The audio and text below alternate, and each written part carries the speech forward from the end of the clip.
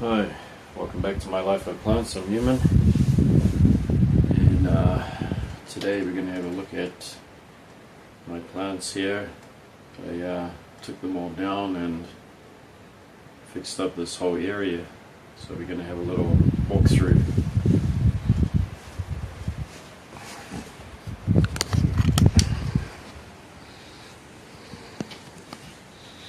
These are the plants that I grow in the bedroom. You can actually see there that we have this Hoya Matilde in flower with the Hoya retusa. It seems to be growing a bit better these days after a good repotting.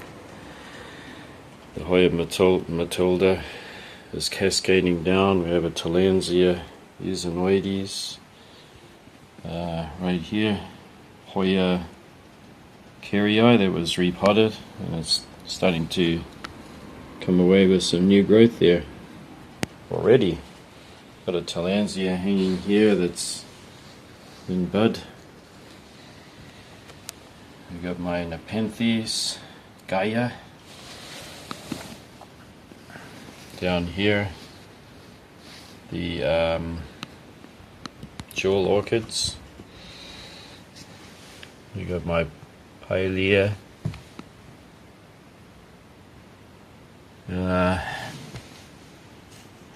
Involucrata. Got my little tiny terrestrial native orchids there. This bulbous plant from South Africa in the Lithia family, Ladderboria socialis. Got some Tillandsias here. Okay, this Hoya Carnosa Crimson Princess used to be right here. I've moved it to the center because it's so colorful and it's so bold. And this one has also moved a little. Hoya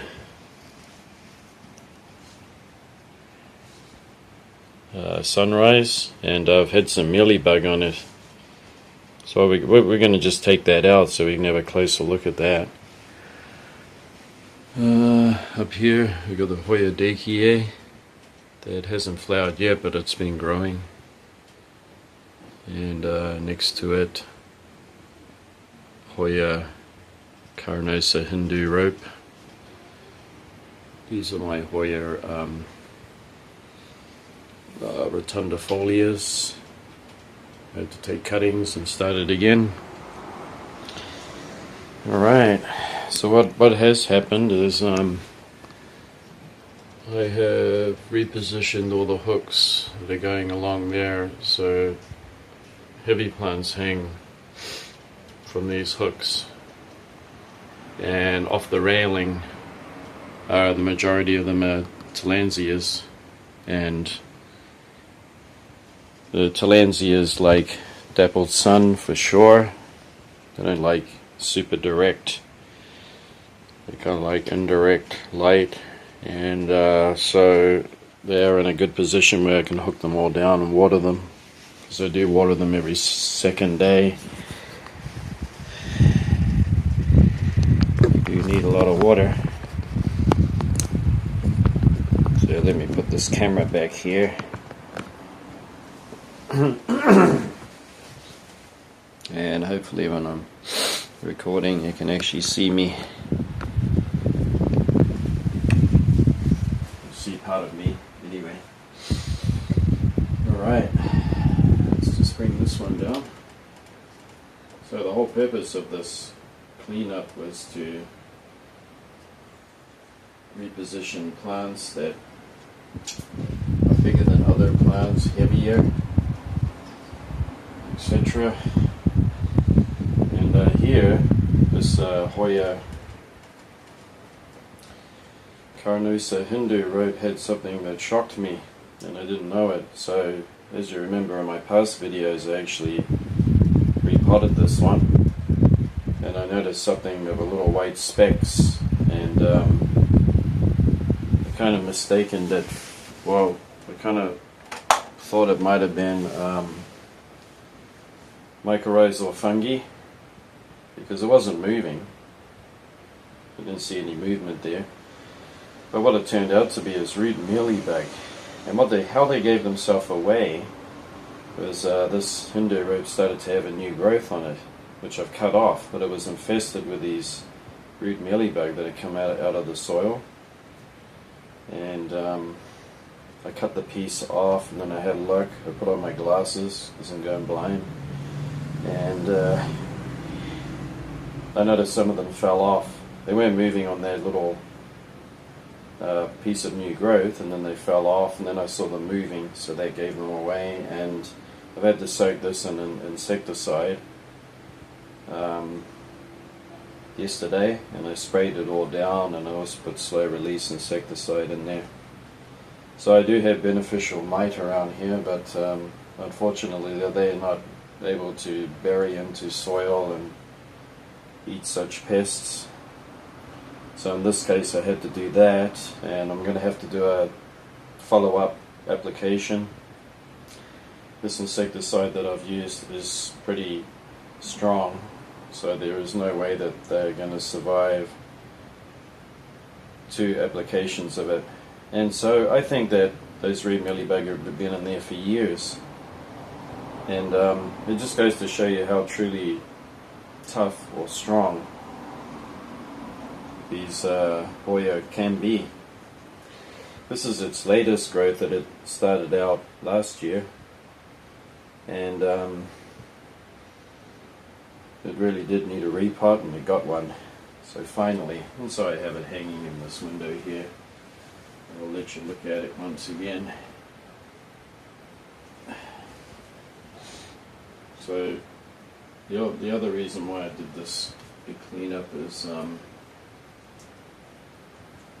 I got too many plants for sure, and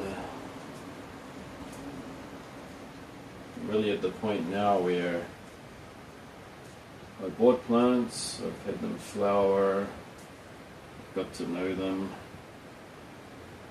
and culture, but I can't keep everything. It's not going to happen, so I'm going to have to compromise here. Alright, so moving along.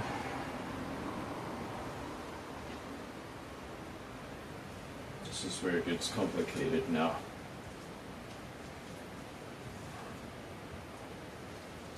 Another reason why I did this big cleanup is you really need to see your plants in full vision. It's no good having them pushed right at the back and half of it against the window, and you can't see around it, and you don't know what's going on, because you're just going to forget about that plant anyway. You're going to start ignoring it, and you don't care.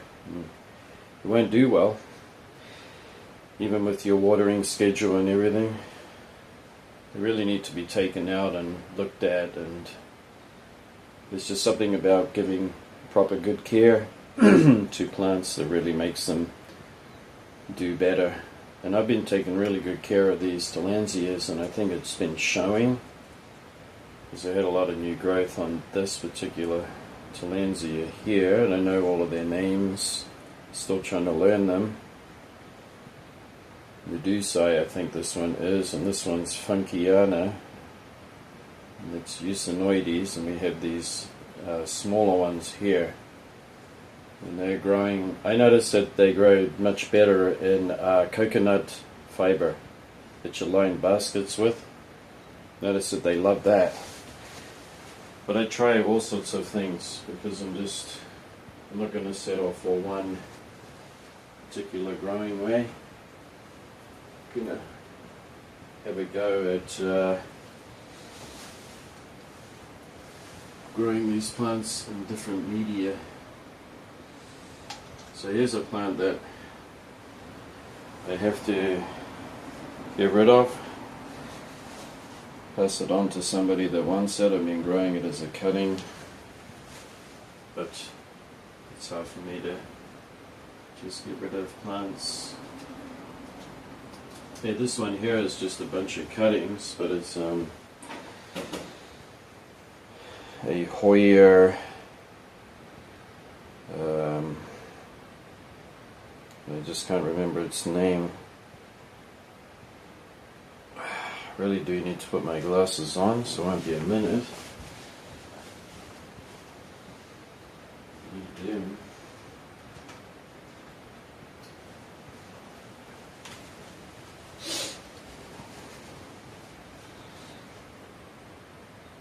The thing has been shooting out of the media. I don't know what that is. Definitely isn't part of the Hoya. But these are a bunch of cuttings I bought. I can't remember its name, but it's a very common plant.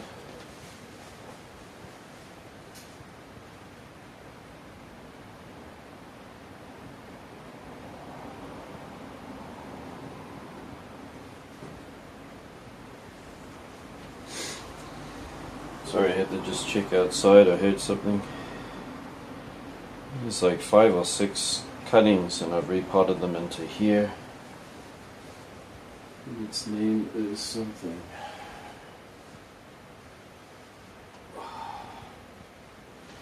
Alright, I might be able to get this one out now.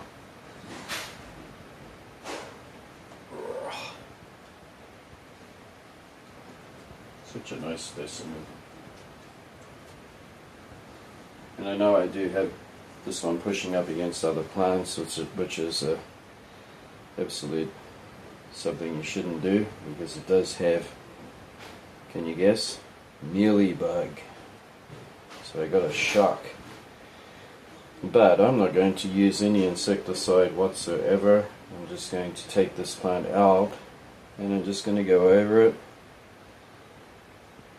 I just use a toothpick and put my glasses on and use a torch, and I just go over it, and I will just pick them off.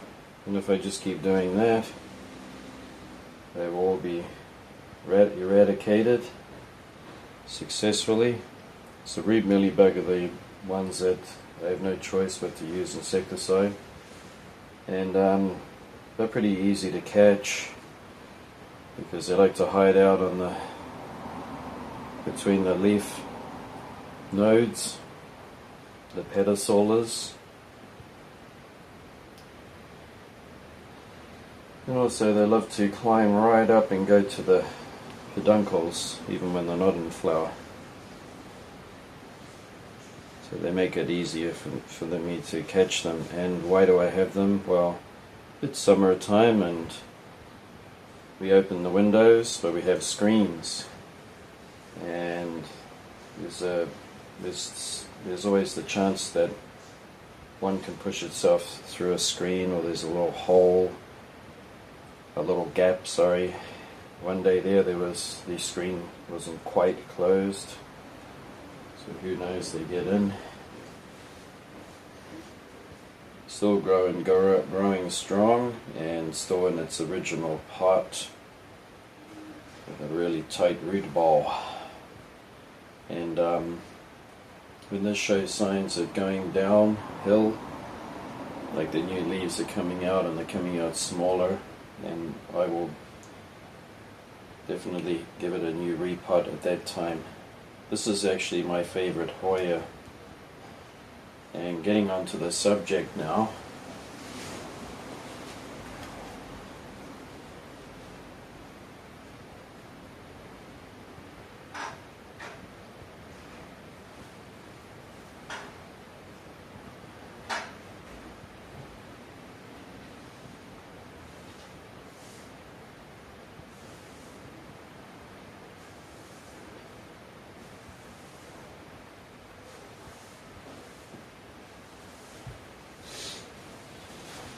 I do have to get rid of some plants, so unfortunately it happens. But I do have a Hoya here, and because I have favorites and I have plants that I really like, I am causing myself a great problem. This is Hoya Ruthie. And this Hoya Ruthie is going to become quite a monster. And unfortunately I don't have the space for it, and I feel pretty bad. But this one has to be put into a much bigger pot because it's a very large Hoya, and there is no space for it at all for it to grow like that. So unfortunately we're going to have to just let this one go.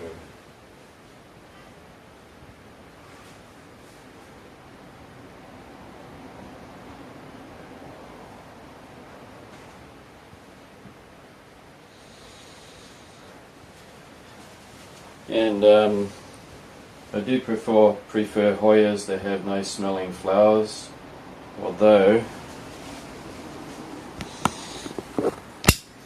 I'm going to keep Callista Phyla because of its amazing foliage. Its foliage is so amazing, but the flower is not anything that I really like. But I gotta admit, this one really does push out some peduncles if it can focus. There we go. It did focus, and it lost it.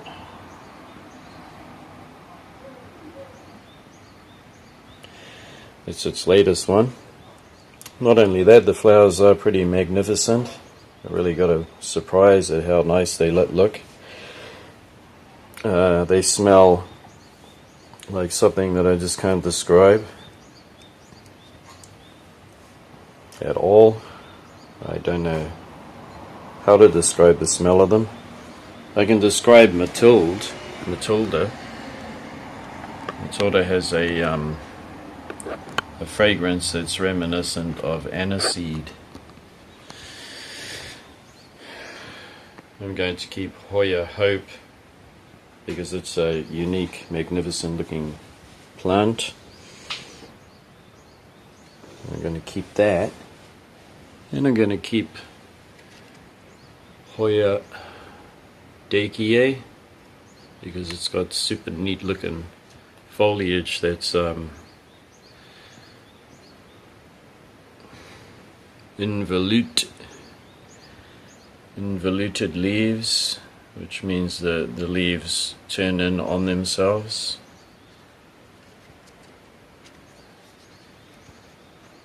And they are upcordate with these really nice venation. And it should be putting out a peduncle at some time very soon, I should imagine. And I'm going to keep this one because this is one that I really wanted in the first place. And this is got a mealybug on it, you can see right there. So I think I know who the culprit is. Who has mealybug? And there is another one there. Okay.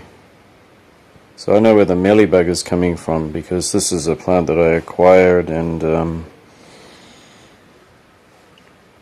they're hiding out in the root system or down at the bottom of the stem. They're not root mealybug, but I'm going to get rid of them now. And these were cuttings that I had to restart because the plant that I bought had roots on it. But unfortunately the roots were dried and shriveled and they wouldn't revive. I'm really happy with this. This is its latest growth here. It has 3 new leaves, 1, 2, 3. That's pretty quick. I gotta admit, it's only been repotted 2 weeks ago. It's got a nice mix there of some pumice and bark and some akadama, and making its way around the back here and hanging down. is Hoya linearis. Hoya linearis, and there's like one prominent good growth there. It's growing in sphagnum moss with some pumice for a little bit of aeration, and as long as it keeps growing strong, it should start offsetting, but it's getting very long. For some reason, they're still expensive, even to buy as cuttings. And over here, this is Hoya Carnosa Crimson Princess. It's been doing super well. I was looking at Hoya Australis Lisa, but then I look at this and Australis Lisa and I think, well, I better not buy it, because if I buy it, I'm just going to neglect one because I favor the other one. I'm just going to it's hard to explain, but you know what I mean.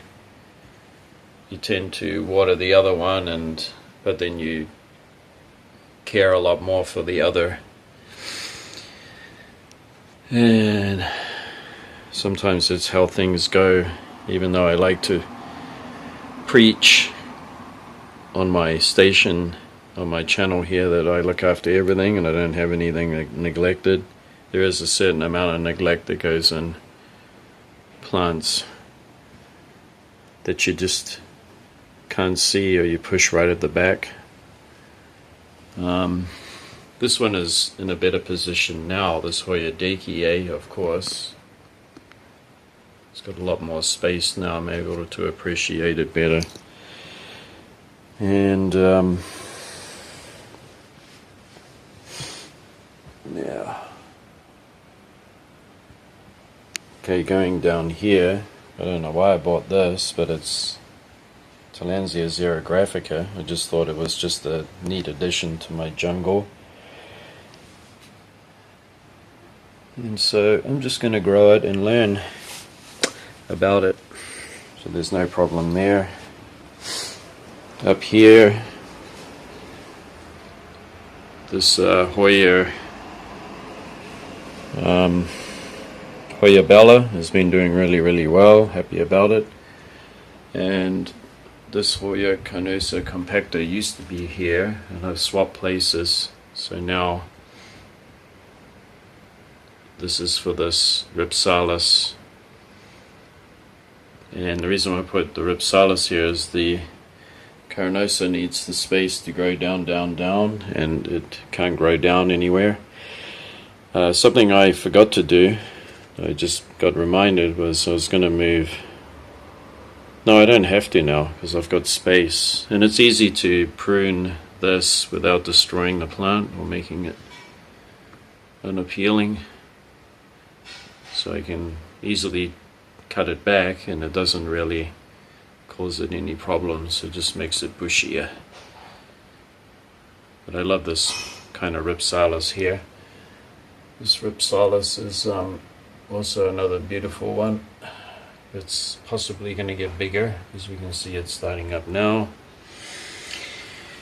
And one of my favorite green plants has to be the Philodendron Brazil. I'm always going to have a thing for Philodendron Brazil because of its variegation. The variegation doesn't destroy the shape of the leaf, and some plants have that tendency where they have variegation. They'll have this oblique or deformed, one side won't be the same as the other leaf, the other side of the leaf, but this one is entire in its hestate shape leaf, and every leaf has a different variegation on it. This has got a little bit of stress from drying out, because as the seasons change, I get a little bit, you could say, behind with the watering. My watering schedule is much the same. I do it throughout the week, and I do it on Saturdays. So I just don't schedule it for one day a week. I should come around and I check plants that need water during the week. But this one has been drying out especially faster. And I have taken cuttings off it to grow new plants, which I have already. Alright, so something else that's been doing really well for me is the jewel orchid. You can see here that this jewel orchid has pushed out a lot of nice new growth, so I'm happy about it. You got one like subterranean stem going down there. That white speckly stuff is dolomite lime, because I put a little bit in a squirty bottle for the Tillandsias because they like it every now and then. It's part of their natural source of uptake of vitamins, you might say. And this is another part that was taken from Mummy plant. I'm happy with its growth now. You can see that it's finally, after it's got to be six to 8 months ago. No longer than that. I actually repotted this last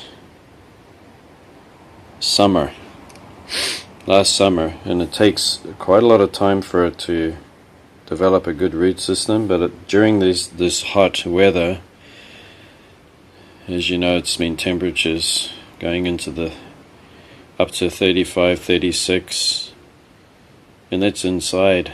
Okay, so you can imagine how hot it is outside. During those temperatures, it appreciates quite a lot of water, so that to the point that as the surface starts to dry out, I give it a good deep water, and I try to tip out any excess so it's not sitting in the water. And this is Akadama and Kanuma. I did have it in a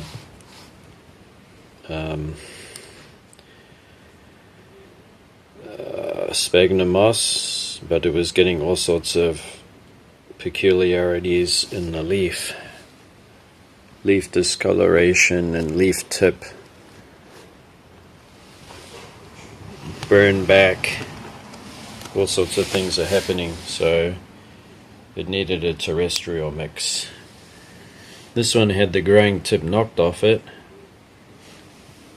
but that's just going to happen. But I really love this plant, how it has this big thick looking root here. These lovely leaves that really need a dust now. So being a house plant, it's going to get knocked around at times. Yeah. Alright. Down here we have my Sansevierias, which I really love the miniature ones.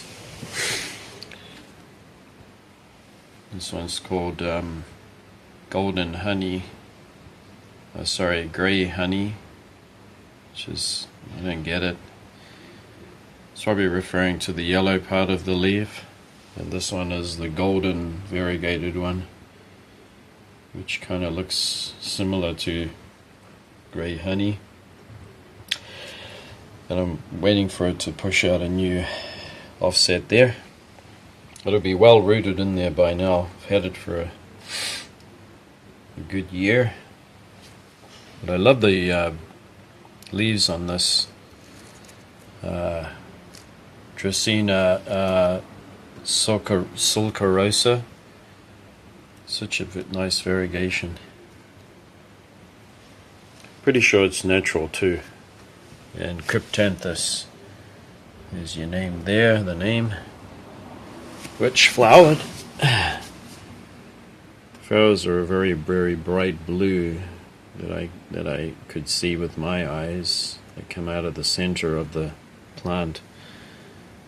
I'm pretty sure that that's what that's going to be right there. Another flower. And this one has been repotted into this, actually a Daiso bonsai pot. And then it's got a nice basket because I didn't particularly like the look of the pot. I wanted something because it's an indoor plant. I'm trying to think about how to make things look nicer these days. If you like old traditional style plants, then I have one here for you. This is my big, I mean look how wide that leaf is. Look, with my hand there. It's been putting out these big monster leaves. Don't be afraid to water your sansevierias. When it's the summertime and it's hot outside and they get dry, give them a good water. This one is just in basic potting mix. I'm not going to put chunky or sandy stuff because they don't grow in that naturally. They are a plant that grows in the jungle, and that jungle does have a dry and a wet season. Very, very dry season where they don't give much water, and then they have a wet season. So here, or a lot of places where we live, we don't have such a climate. They come from that kind of climate. It's hot and then it's unbearably hot. They have those two seasons. They don't have a winter or anything. And so when I get to this summer season, it's time to water it. And when I water it, I mean I do water it, and then it stays moist. It can stay moist for the next 2 weeks easily, or even longer. And this potting mix is a very nice, good potting mix. Everything is properly rotted and broken down. Nothing's, and it's kind of, and it did get repotted only last year. So this is your traditional Sansevieria trifasciata, and this trifasciata has always had me interested in it. I still like trifasciata a lot.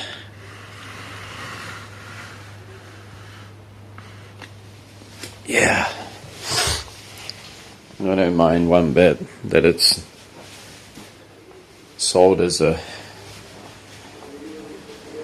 in superabundance, kind of like pothos here,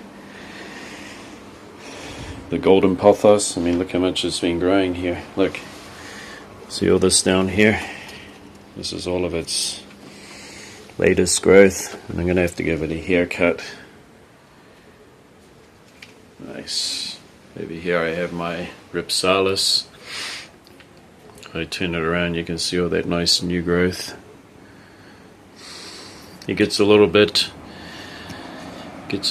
sad when we get those super high temperatures, and I do have to have my fan blowing. And for those of you living in a cooler climate, and you only need to use a fan just to move the air around so it's not stale, but here it's a big necessity to get rid of the heat, or you've got to keep the air moving when you live in the tropics and you grow plants indoors, because the plants can rot. They can rot when they are left to dry out a little bit and then water them. They will rot. They will rot if they have water in their reservoir. They will rot any which way. There is no way to get around it, and so you just got to have the air blowing.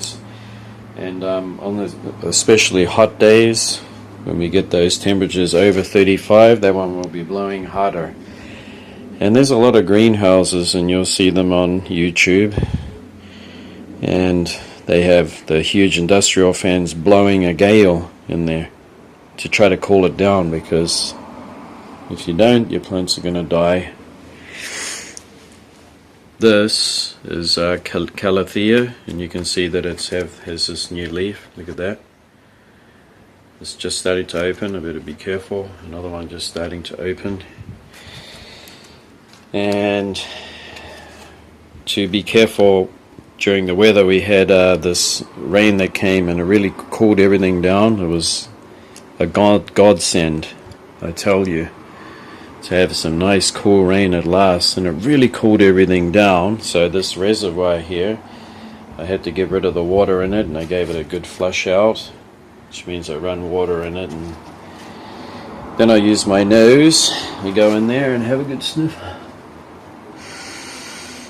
So if I smell anything along the lines of a foul smell, I know that I'm in trouble. So my nose told me last week that there was a little inconsistency with the watering, and that's probably right, because we had it cooled right down. The last 2 days we've had temperatures about 23 or 24 degrees, and night temperatures going down to almost 20 degrees. And this plant just needed to have a good flush out, and flush out is good to get rid of the build up salts from fertilizers and to keep your roots healthy. And this one is barrel marks, has been doing much better. I've learned something about barrel marks that I didn't know, and that's barrel marks I better not let it dry out. And I think it had two stresses last year. Well, number one, I didn't have an oscillating fan. Number two, I did try to close the curtains, but not quite enough, and it did get direct sun on little parts of it, and that was just enough to send it downhill. So this plant actually was almost dead. It had something like,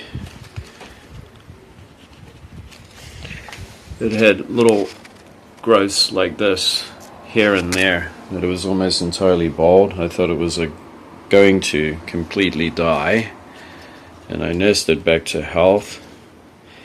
I gave it light watering, and I tried to keep it light and put a humidifier next to it there.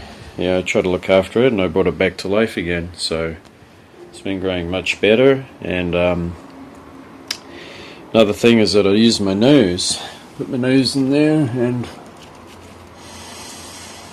my nose tells me everything, because if I smell something off, then I'm going to have to do something about it. And you can see these new leaves coming out. Also, it has a tendency to show its stress, because we're not growing them in their natural habitat. So it shows stress from, it could be anything, absolutely anything. Maybe it just didn't want that extra bit of water that day, or the heat. It got too hot. Anything. But because I've been eliminating a lot of possibilities, then I know that one of them is not too much light. I know that these are understory plants, so during this midsummer you can block all the light out you like. A little bit of light up there, that's about it. This is always closed during sunny days, so that's eliminated. The watering is not a factor, because I wait until it's drunk all its water in here, and then I'll wait until another 24 hours after that, and then I'll refill the reservoir. And also I'll take it to have a flush out every month. And I'm not afraid to try new things, so I did give it a shot of Epsom salts, magnesium sulfate, and okay, so what I've noticed with my cacti is the magnesium sulfate has really made them grow faster than ever. I've had one casualty, with one cactus that split its skin, but other than that, all the others are fine. They're magnificent growth. I'm telling you, if you have a stressed plant like this, like I have, and I've nearly lost it, you've got nothing to lose but to try Epsom salts. You've got nothing to lose. I mean, if the plant is already stressed out and it's going downhill, then why not? This one's also had the Epsom salts, and I think I see even more leaves than last time. It's incredible how much growth this has pushed out. And I also do use dolomite lime, and it says don't be careful while applying it to your plants. Be cautious, the pH could go out, but the pH is already going out of balance. It's getting too acidic because I use fertilizer, and acidity is a big problem. It'll cause nutrient lockout. That's just a term that somebody's put together. All it really means is the roots are it's become so inhospitable in the soil, so it's very acidic, and the roots don't like it anymore. So the roots are trying to like grow up and out of the pot to get out of the media, and they cannot take up any nutrients anymore. So all that dolomite lime is doing is just taking the acidity down back to neutral. You will know you got an acidity problem because you will have two things will happen. Number one is you will have dieback and you will have rot. You got two things that will happen: dieback and rot. Rot is the biggest sign of acidity, and you will know that because after watering, your plant is still wet. It's like you just watered it yesterday. That is a real good sign. So this has been repotted a few months ago, and I'm much happier with the growth here. And I do put it down to the Epsom salts that I've used. I was having this, I almost had a falcate leaf, like this. You can see that one side is undeveloped and the other side is. Now that is, you can say, well, it's the variegation. Sometimes it is, but there's one thing that'll fix that.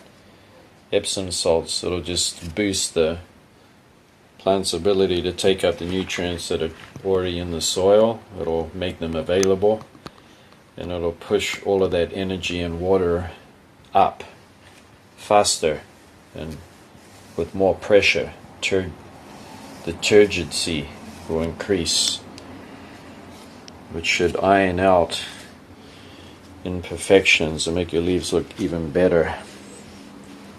Check out this begonia Juanita. It's still looking magnificent. I'm very happy about it because begonias indoors, as you know, they are kind of things that don't do too well, but cane begonias do. And I have its babies over here. So these are all cuttings that I've taken. It's slow to progress with its growth because it's been so hot, but I'm very happy with its ability to get through that. Yeah, it's able to get through with the aid of the oscillating fan and closing these blinds, so that this will develop into a nice plant that I'll give away. I can't have two. I've got this habit of having two of everything. Doesn't everybody? And down here is this one.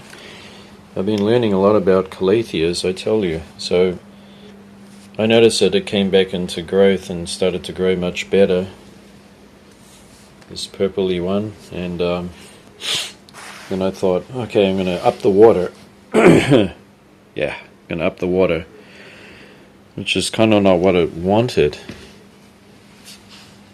So whatever it is in its natural climate, it actually prefers a lot of humidity, and it actually likes to dry out.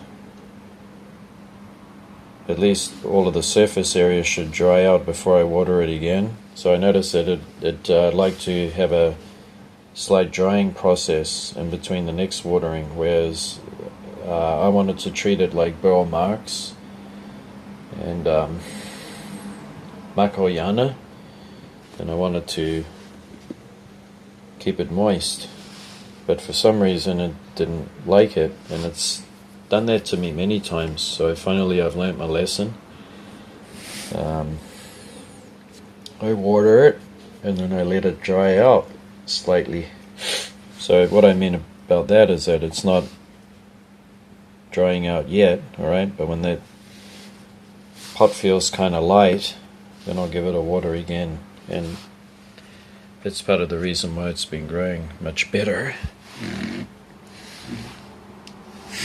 Yeah, so I went ahead and I tried to keep it moist again. I thought, yeah, it's coming back to life and I'm going to look after it. But I noticed that when I try to do that, it was almost like somebody that likes to have just the bare essentials and to be left alone. And now these leaves are actually starting to get a little sick. They were coming out a little wonky, and the edges were starting to concertina. But now it's starting to look better now, because I've gone back to how I was doing it before, letting it dry out in between waterings. So ironically, it likes that, and I don't know why, but I'm going to just follow it. So that means forgetting about having water in the reservoir here. Doesn't like that either. And that's about it. That's how it likes it. Alright, so you can see a little bit here and there of these leaf tip damage, and that is usually from the winter because it's very, very dry here. But overall, healthy plants, everything's going well, and thanks for watching. I hope you found this interesting. Next time I want to be able to get back to the cacti and start introducing them one by one, so you can actually see how much they've grown, because I've had a lot of growth. I've had so much growth that the majority of my cacti have outgrown their pots, which means that what I've been doing has really worked. And you got to see it with your own eyes to believe it. And until then, we'll see you again next time. Bye bye.